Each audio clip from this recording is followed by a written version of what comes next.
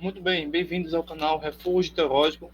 Estamos dando continuidade ao nosso estudo de Ciência da Religião e Heresiologia no estudo sobre as religiões mundiais, tá bom? Então, nós iniciamos já falando sobre o cristianismo, tá bom? Hoje nós vamos aqui responder essa e outras perguntas que vocês estão vendo aí no material de estudo. Como se originou o cristianismo, tá bom? Se você tem interesse em estudar conosco, esses são os conteúdos que nós abordamos aqui no canal, tá certo? Tá bom? Pelo WhatsApp. Bem, como se originou o cristianismo? Vejamos o seguinte. Conforme João capítulo 3, verso 16. É a frase mais traduzida em toda a história da humanidade. Porque Deus amou o mundo de tal maneira que deu o seu Filho unigênito, para que todo aquele que nele crê não pereça, mas tenha a vida eterna. Esse fenômeno linguístico só tem uma explicação. O maior milagre da história. A ressurreição física de Jesus dentre os mortos. Nada pode explicar a fé cristã, senão isso. A ressurreição física de Jesus Cristo. Na realidade, dois fatos históricos. A ressurreição física de Jesus e a existência do cristianismo são a prova de que o verdadeiro Deus é o Deus de Jesus Cristo. Não é possível fazer uma crítica convincente a um deles sem atingir o outro, porque a ressurreição e o cristianismo estão intimamente ligados, estão entrelaçados de tal maneira que ou eles se sustentam ou eles caem juntos. Então, o que nós estamos dizendo é que se nós fizermos uma crítica honesta, uma investigação honesta, um trabalho honesto, investigativo, né, conforme até a própria escritura diz, né, examinar se o Espírito procede de Deus. Se nós fizermos toda essa pesquisa, vamos constatar que somente o cristianismo é a verdade absoluta. E as demais religiões do mundo todo é falso. Não passa apenas de uma fantasia humana. Ok?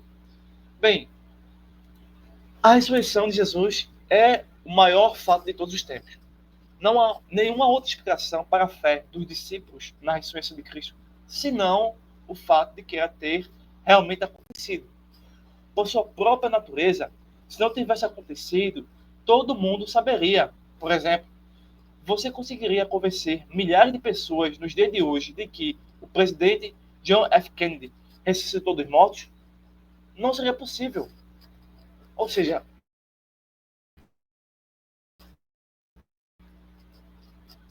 Jesus do próprio Novo Testamento também não faz sentido acreditar, ensinar, aprender ou viver o Evangelho se Cristo estivesse morto.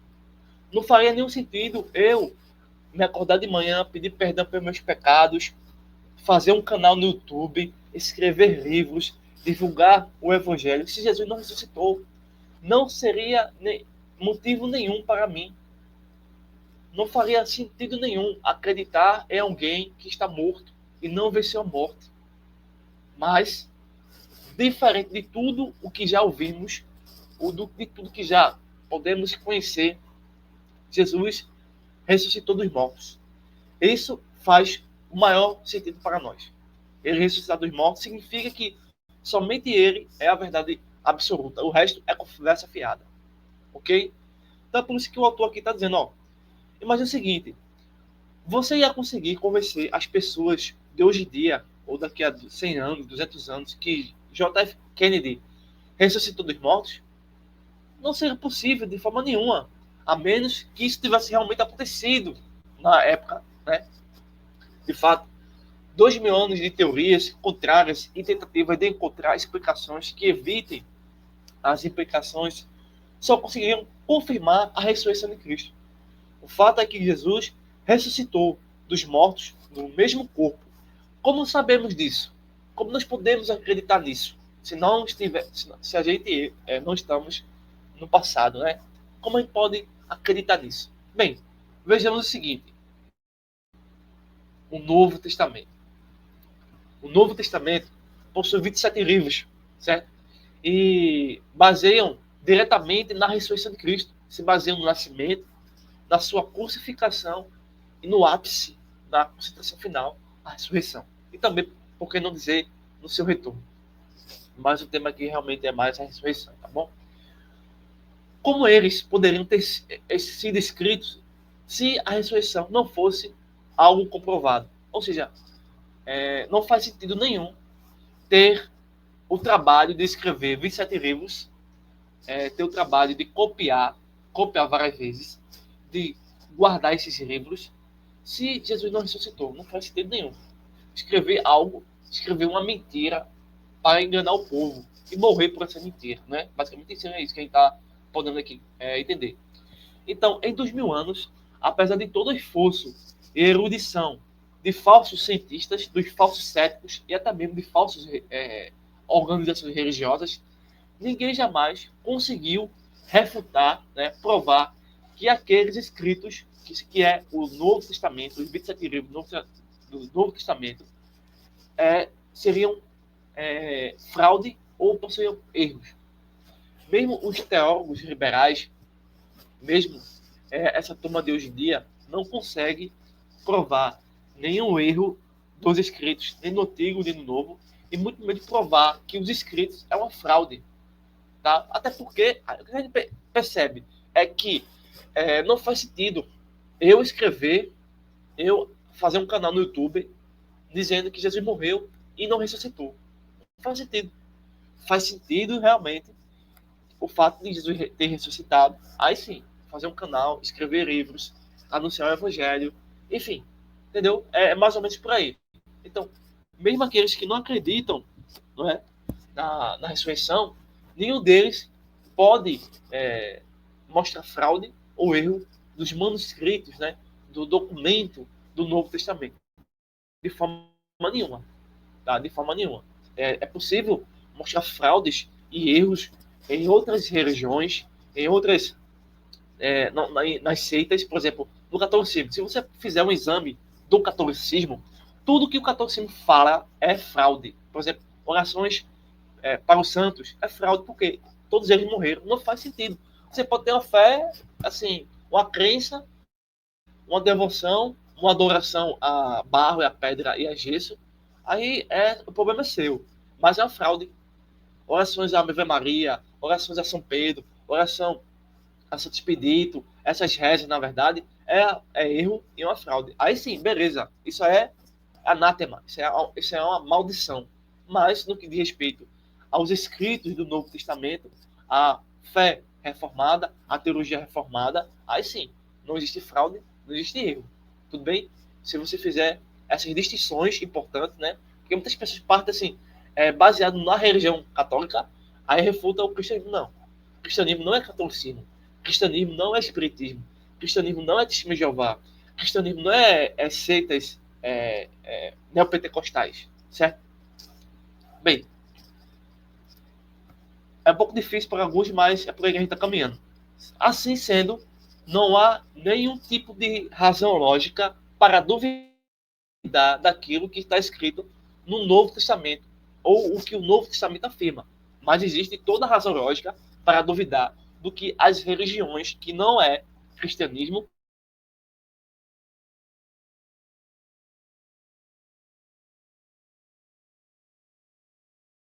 que a gente está caminhando. Bem, segundo ponto, testemunhas oculares. Muitas pessoas, né, afirmam ter sido testemunhas oculares da ressurreição física de Cristo. Entre elas, indivíduos, né, como o apóstolo João, Pedro, Mateus e Tiago, que é irmão de Jesus. Veja só, essa é uma informação que contradiz o catolicismo. Portanto, o catolicismo é errado, é uma fraude. E se você é católico, se você fez ou faz parte do catolicismo, você está na fraude. Você precisa realmente entender o que é realmente o cristianismo, quem é realmente Jesus, tá bom? Então, grupo de pessoas e mais uma multidão de 500 homens e mulheres que ouviram de uma vez só, conforme o texto de 1 Coríntios, capítulo 15, versículo número 6. Mas veja só, além disso, como os evangelhos mostram muito bem, os seguidores de Jesus eram tudo menos crédulos. Assim como Tomé, todos eles duvidaram ou tiveram algum tipo de dúvida, né? Ou ficaram céticos quando começaram a ouvir notícias sobre a ressurreição de Jesus. Por exemplo, veja Marcos 16, 9 a 14. Devido à natureza única e singular do evento, isso não é surpreendente. Cristo teve que aparecer diante deles várias vezes para convencê-los de que havia realmente ressurgido dentre os mortos. Apesar de sua incredulidade, eles acabaram tendo que acreditar. Terceiro ponto, mudanças no judaísmo. Veja só, os primeiros discípulos de Deus abandonaram a interpretação corrente de que o Messias prometido seria um libertador político e passaram a vê-lo como um salvador reconciliador que não iria livrar Israel de seus inimigos romanos. Corrigir o conceito de monoteísmo unitarista, passando para o trinitarismo, afirmar que Jesus era Deus, era mais do que arriscado, era uma traição a uma heresia punível com a morte. Rejeitar o sistema sacrificial hebraico e o sábado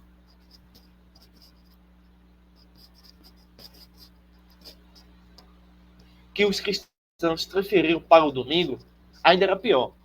Mas mudar a função da lei de Moisés era absolutamente imperdoável. Imagine o que teria de acontecer hoje em dia para que a Igreja Católica Romana rejeitasse o ofício papal, dissolvesse o Vaticano, abandonasse o sistema sacramental, abandonasse o culto à Virgem Maria. Para os antigos judeus, a situação não era diferente. Aquelas mudanças radicais nunca teriam acontecido se Cristo não tivesse aparecido vivo após sua morte, de forma genuína, convincente, forçando as alterações. Ou seja, a partir do Novo Testamento, a partir realmente do nascimento, da sua morte e da sua ressurreição, a partir da concretização das profecias, a partir de tudo aquilo que o Cristo fez, houve alterações profundas, significativas, que não poderiam ter retorno. Isso significa, para a gente poder entender hoje um pouco, até o autor que trabalhou isso, o que existe na Igreja Católica, o que existe na religião Testemunho de Jeová, no mormonismo, nas demais religiões, se esses indivíduos pudessem conhecer Cristo e receber o Espírito Santo, tudo aquilo que aquelas práticas, aqueles dogmas que o catolicismo faz, o espiritismo faz, os adeptos da magia da nova era faz, entraria num profundo caos e um colapso. Isso deixaria de existir para eles encontrarem de fato a existência que está em Cristo. Então, é muito verdadeiro o ensino de Cristo. Quarto ponto, as profecias messiânicas de Jesus Cristo. Bem, em pelo menos uma dúzia de ocasiões, o próprio Cristo profetizou que iria ressurgir dos mortos. Só uma pessoa insana, uma pessoa demente, uma pessoa louca, faria esse tipo de afirmação. A menos que soubesse que podia cumprir o que estava dizendo. Imagine você hoje... imagine você tivesse na época de Cristo. E você não tivesse noção de muita coisa. E Cristo chega para você só... E Jesus aparecesse para você assim, eu sou filho de Deus, tenho a natureza de Deus, eu sou encarnado, e eu vou ter que morrer por você, mas também eu vou ressuscitar. Você não, a princípio, você nem acredita nisso. Você dizer que esse ser era um doido, precisava ser internado. Certo? É o que surge na nossa cabeça. A não ser que você fosse regenerado, transformado, redimido pelo sangue de Cristo, aí você ia confessar que isso era verdade, né, e tal. Bem, ainda existiria dúvida. Só iria ter a confirmação total daquela verdade se ele ressuscitasse. É isso que está acontecendo aqui. Apesar disso, Jesus afirmou ser Deus encarnado. Mas só um louco faria uma afirmação dessas, a menos que fosse realmente o Deus encarnado. O problema que os céticos têm com Jesus é que a única opção viável é aceitar a veracidade de suas afirmações. Aceitá-lo. Então, é muito difícil para as pessoas hoje em dia, para os religiosos, para as pessoas que têm poder político, né, cultural, aceitar Jesus. Para as pessoas ricas desse mundo, aceitar Jesus. Por quê? Jesus afirmou ser Deus. Jesus afirmou ser o dono do ouro e da prata. Jesus afirmou ser o criador do tempo, do espaço, da matéria. Jesus afirmou ser o todo-poderoso sobre todas as coisas. Jesus afirmou ser o rei dos reis, Senhor do Senhor. Jesus afirmou ser a maior de todas as autoridades. Ou seja, a autoridade de hoje em dia, o maior rico de hoje em dia, deixará de ser isso. Deixará de ser porque Jesus é o verdadeiro dono de tudo. Então é muito difícil, até para o cientista hoje em dia, aceitar Cristo, porque ele é a sabedoria de Deus. É muito difícil, porque as pessoas não conhecem o Cristo, não conhecem as profecias, não são realmente salvas, né? Enfim. Então, pouquíssimos céticos acreditam que Jesus fosse louco. Isso é o que surge na nossa mente, uma vez que não conhecemos, não temos o temor de Deus. Mas a partir do momento que a gente entende e confessa Cristo, isso decide existir e passamos a entender realmente a sua mensagem. E ninguém mais desenvolveu uma tese racional que provasse que ele enganou deliberadamente os discípulos acerca de sua verdadeira natureza. Além disso, ninguém jamais conseguiu defender com sucesso a ideia de que os discípulos teriam inventado o mito de Jesus, algo que envolveria um milagre tão grande quanto o próprio Senhor. E por que motivo eles fariam isso? É uma pergunta aí a gente meditar. Bem, para assegurar suas próprias frequentes perseguições e mortes nas mãos dos seus inimigos por algo que eles sabiam que era mentira, a verdade pura e simples é que Deus não deixou nenhuma outra opção no que se refere a Jesus. Como os céticos preferem não acreditar, eles têm que inventar um mito atrás de outro para tentar fugir do fato do evento mais crítico da história humana. Cristo ressuscitou dos mortos. E só isso explica a existência do cristianismo. É por isso, pessoal, nós aqui no canal Refúgio Teológico temos a maior preocupação em mostrar que Cristo ele é necessário em tudo. Ele é necessário na educação, mas a educação hoje em dia rejeita Cristo. Ele é necessário na justiça, mas a justiça hoje em dia rejeita Cristo. Ele é necessário nas nossas práticas religiosas, mas as religiões não cristãs rejeitam Cristo. Então, algumas das mais brilhantes mentes da história tentaram desacreditar a vida e a ressurreição de Cristo, repetidamente, e nunca tiveram sucesso. E após 2 milênios, praticamente todos os ângulos desse dilema já foram explorados.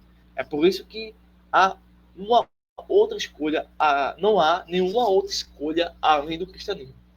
Quinto ponto, a igreja cristã. O crescimento quase miraculoso da igreja cristã não pode ser explicado sem a ressurreição física de Cristo. Nenhum livro anterior fazemos o seguinte comentário. Pense um pouco nos fatos relacionados à igreja primitiva. Um judeu crucificado e abandonado, um coletor de impostos detestado por todos, um assassino de cristãos que odiava Jesus e alguns pescadores deram início ao movimento que se tornou o maior e mais influente religião da Terra. Isso é uma impossibilidade física e psicológica, a menos que se baseie no fato verídico. Temos aqui um movimento obscuro e desorganizado, oprimidos pelas guerras do poderoso Império Romano, surgindo entre um povo conquistado, sujeito à grande oposição, perseguição e repressão por parte da autoridade religiosa e seculares, baseado inteiramente no único judeu controverso, cujos seguidores estavam se sentindo inicialmente desanimados e céticos, mas que de alguma forma foi capaz de convencer dezenas de milhares de judeus incrédulos de que aquele humilde carpinteiro, aquele homem julgado e executado pelos romanos, pelo crime de incitação à rebelião, era o seu Messias aguardado.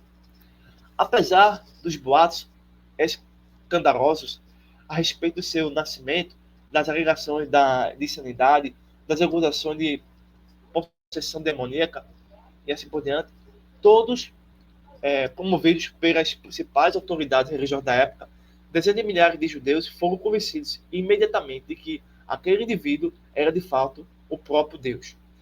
E mais ainda, foram convencidos a abandonar ou revisar quase tudo em suas tão queridas instituições religiosas. O cristianismo jamais poderia ter existido sem uma causa sucintamente forte, mas a única causa possível é a ressurreição de Cristo.